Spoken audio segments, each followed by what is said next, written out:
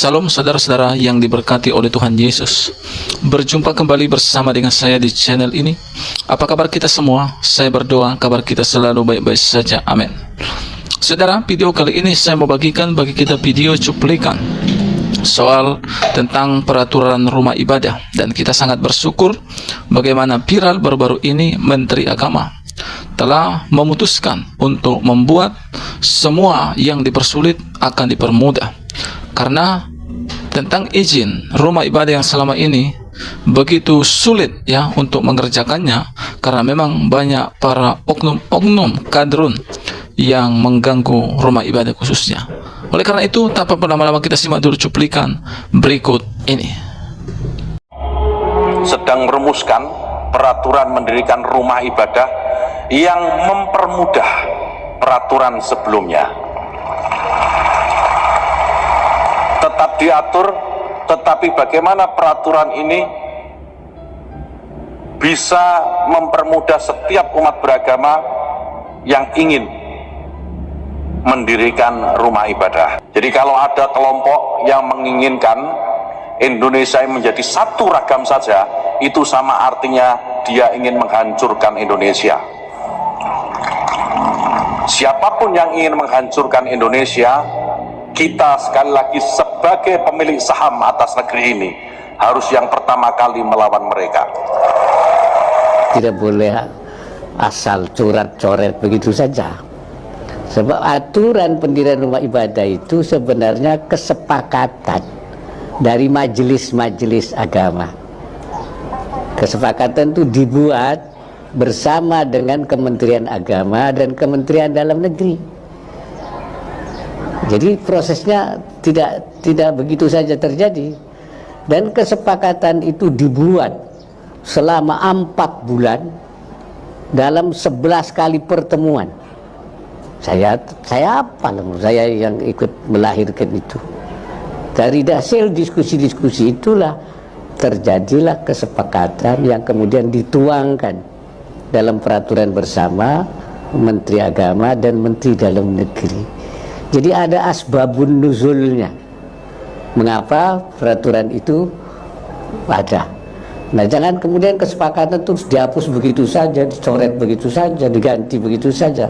Saya kira itu harus ada, dilihat dulu sebabnya, untuk apa, kenapa terjadi peraturan itu, ada sebab-sebabnya, dan untuk apa peraturan itu dibuat, dan mendengarkan banyak pendapat dari mereka yang terlibat pada waktu itu. Saya kira pemerintah sekarang sedang merumuskan peraturan mendirikan rumah ibadah yang mempermudah peraturan sebelumnya.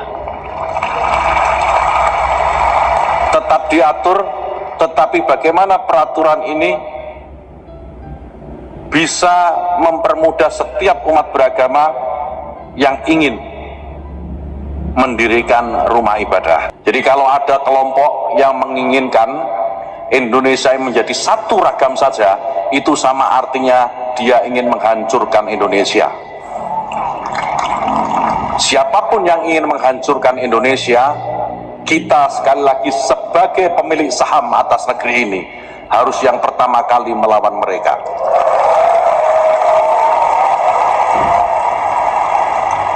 Oleh karena itu, saya juga merasakan sekaligus ingin meminta maaf dalam kesempatan yang baik ini. Di beberapa tempat masih muncul beberapa penolakan pendirian tempat ibadah, terutama untuk saudara-saudara saya umat Kristiani. Saya minta maaf. Mungkin yang sedang melarang-larang itu, yang tidak ingin tempat ibadah berdiri, pikniknya kurang jauh. Belajar dari guru yang salah, kita maklumi. Itu saudara kita yang sedang tersesat, dan mari kita tunjukkan ke jalan yang benar. Kami pemerintah sedang berusaha, sedang merumuskan sebuah peraturan. Banyak kritik memang, banyak masukan tentang peraturan pendirian rumah ibadah. Sebagian saudara-saudara kita minta agar peraturan pendirian rumah ibadah dicabut saja, karena ini akan mempersulit umat untuk mendirikan tempat ibadah. Di sisi yang lain ada yang minta, udah biarkan saja. Itu penting. Kami pemerintah mengambil jalan di antara keduanya. Bapak Ibu sekalian, logika dasar yang kami gunakan bahwa negeri ini harus memiliki aturan. Tidak boleh negeri ini tidak memiliki aturan. Pencabutan peraturan pendirian rumah ibadah itu kalau kita renungkan, sebagaimana tadi Pendeta Jeki juga sampaikan, kita ini harus merenung. Kita merenungkan sedikit saja. Kalau tidak ada peraturan mendirikan rumah ibadah, maka di mana satu agama mayoritas, ya, itu nanti isinya di tempat itu ya rumah ibadah agama itu saja. Sebut misalnya di Jawa Barat ini mayoritas Muslim. Kalau tidak ada aturan pendirian rumah ibadah, maka di sepanjang jalan, di sepanjang wilayah satu daerah itu, sepanjang mata kita memandang, yang ada hanya rumah ibadah umat Islam saja. Sebaliknya nanti di Sulawesi Utara yang mayoritas umat Kristiani di sana, maka yang kita lihat sepanjang jalan, sepanjang mata kita memandang ya hanya gereja saja. Dan ini Bapak Ibu sekalian sama sekali tidak mencerminkan kebinekaan, tidak mencerminkan keindonesiaan, dan tidak mencerminkan takdir kita sebagai sebuah bangsa yang memang beragam. Oleh karena itu, pemerintah sekarang sedang merumuskan peraturan mendirikan rumah ibadah yang mempermudah peraturan sebelumnya. Tetap diatur, tetapi bagaimana peraturan ini bisa mempermudah setiap umat beragama yang ingin mendirikan rumah ibadah. Peraturan yang lama, Bapak Ibu sekalian, untuk mendirikan rumah ibadah itu ada 2 rekomendasi yang harus dipenuhi. 1 rekomendasi dari FKUB, yang kedua rekomendasi dari Kementerian Agama. Di peraturan yang baru kami usulkan kepada Presiden agar pendirian rumah ibadah itu hanya cukup 1 rekomendasi saja, tidak perlu ada rekomendasi FKUB. Cukup rekomendasi dari Kementerian Agama saja. Karena kami memahami betul dari beberapa persoalan yang muncul dari pendirian rumah ibadah ini, kebanyakan itu karena rekomendasi dari FKUB tidak keluar, sehingga pemerintah daerah tidak berani memberikan izin IMB bagi rumah ibadah. Nah, ini kita buat sedemikian rupa sehingga aturan tetap ada, tetapi aturan ini mempermudah, tidak mempersulit seperti sekarang. Nah, kepada saudara-saudara umat Kristiani, saya mohon doa agar peraturan ini segera terbit dan kita hidup beragama di bangsa yang majemuk, di bangsa yang berbineka ini juga semakin tenang dalam menjalankan keyakinan kita.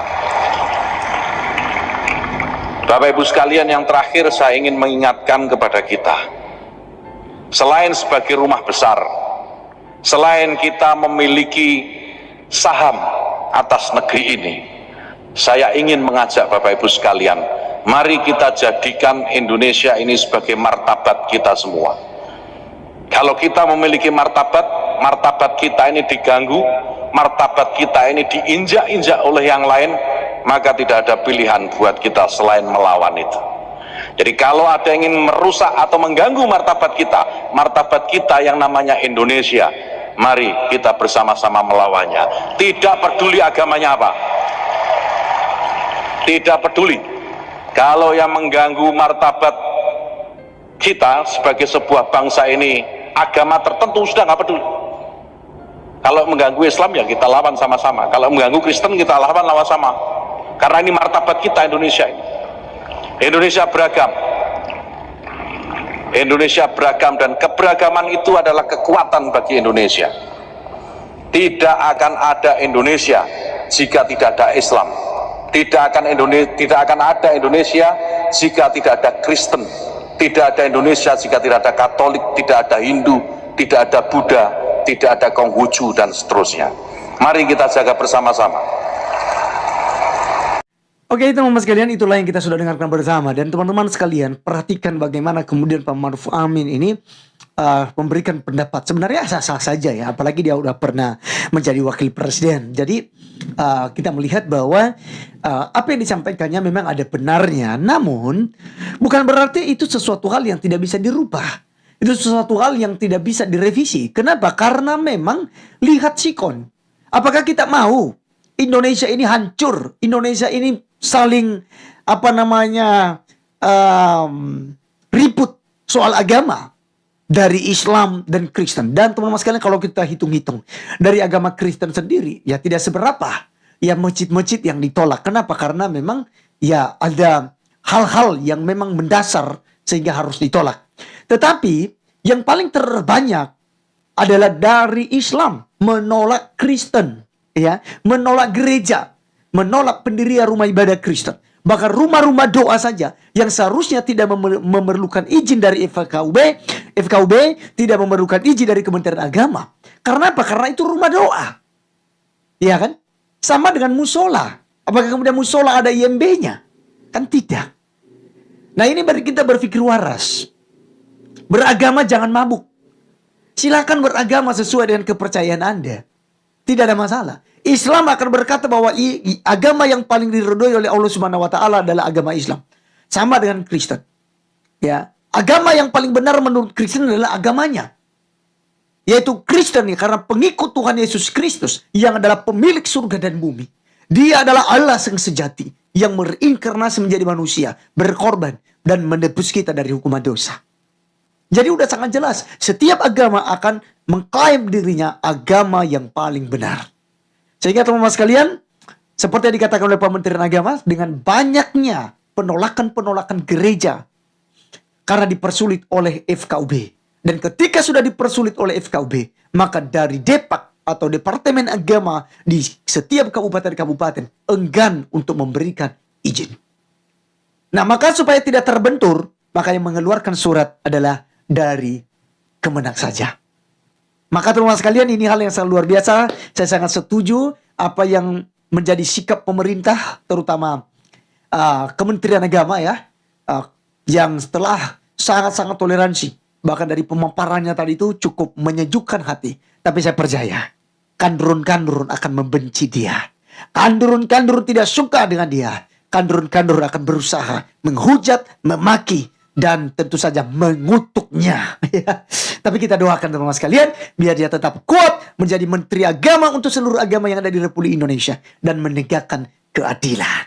Ini karena dia adalah seorang wakil daripada Allah, ya, Tuhan pencipta langit dan bumi. Oleh karenanya, biarlah terjadi seturut dengan kehendak Tuhan, dan kita tidak tahu kapan ketuk palu dalam hal ini. Tapi kita percaya bahwa Tuhan akan campur tangan sehingga ini secepat mungkin akan diketuk palu dan itu sah diperlakukan. Sekian video kali ini, sampai ketemu di video berikutnya. Tuhan Yesus memberkati kita. Teman-teman yang diberkati Tuhan, itulah dia video yang baru saja kita tonton videonya tadi. Kiranya apa yang sedang dikerjakan oleh Bapak Menteri Agama ini segera tercapai dengan baik. Kiranya Tuhan menolong Bapak Menteri Agama ini, dan supaya semua ya keberagamaan yang ada di seluruh Indonesia ini semuanya berjalan dengan baik dan tidak dipersulit lagi. Karena saya berpikir kalau untuk beribadah, khususnya untuk berdoa kepada Tuhan, tentunya tidak perlu dipersulit, dan bahkan izinnya pun tidak perlu dipersulit. Ya teman-teman, seperti yang terjadi sudah berapa tahun ini yang berturut-turut, bagaimana rumah ibadah dibubarkan, bagaimana orang-orang Kristen dilarang berdoa di rumah sendiri, bahkan di gereja, dan itu terus-menerus terjadi.